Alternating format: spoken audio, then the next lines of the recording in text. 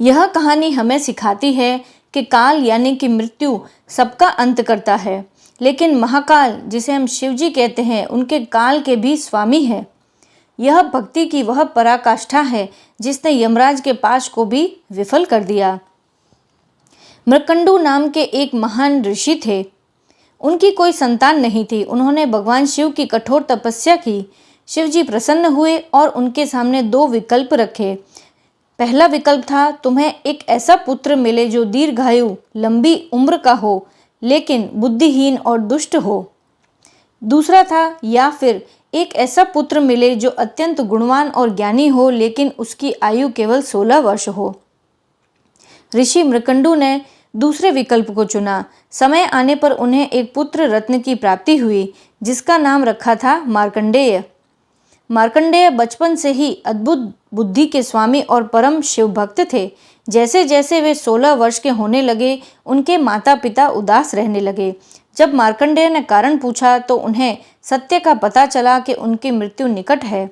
मार्कंडेय विचलित नहीं हुए। उन्होंने कहा, माता और पिता शोक न करें, जिसने जीवन दिया है वही रक्षा भी करेगा। वे समुद्र तट पर गए और वहां रेत का एक शिवलिंग बनाकर उनकी आराधना में लीन हो गए।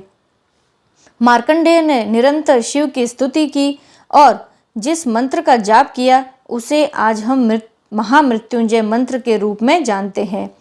ओम त्र्यंबकम यजामहे सुगंधिम पुष्टिवर्धनम उर्वारुकमिव बंधनान् मृत्योर्मुक्षीयमामृतात्। अतः हम 3 नेत्रों वाले महादेव की पूजा करते हैं जो जीवन में सुगंध भरते हैं और पोषण करते हैं। जैसे खरबूजा पक जाने पर बेल के बंधन से मुक्त हो जाता है, वैसे ही हमें मृत्यु के बंधन से मुक्ति मिले, पर अमरता यानी कि मोक्ष से नहीं।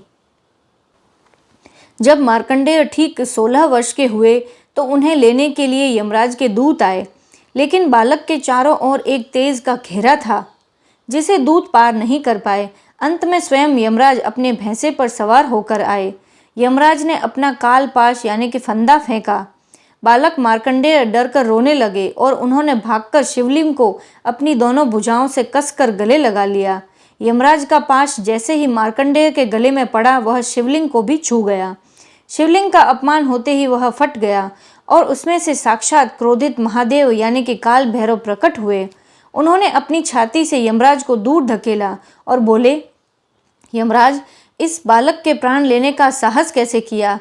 यह मेरी शरण में है और मृत्युंजय के मंत्र का जाप कर रहा है। शिवजी ने यमराज को दंड देने के लिए अपना त्रिशूल उठाया। यमराज ने हाथ जोड़कर प्रार्थना की कि वे तो केवल अपने कर्तव्य का पालन कर रहे थे।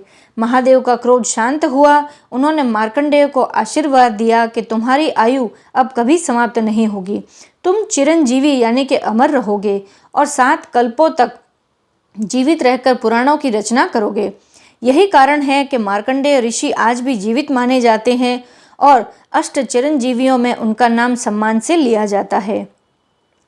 जब हम अपना अहंकार छोड़कर पूरी तरह ईश्वर की शरण में चले जाते हैं तो काल यानी कि मृत्यु भी हमारा कुछ नहीं बिगाड़ सकता। श्रद्धा पूर्वक किया गया मंत्र जाप ब्रह्मांड की शक्तियों को सक्रिय कर देता है। यह कहानी हमें सिखाती है कि मृत्यु शरीर की होती है, आत्मा की नहीं। जो शिव यानी कि कल्याण से जुड़ गया वह अमर हो गया। ओम नमः शिवाय।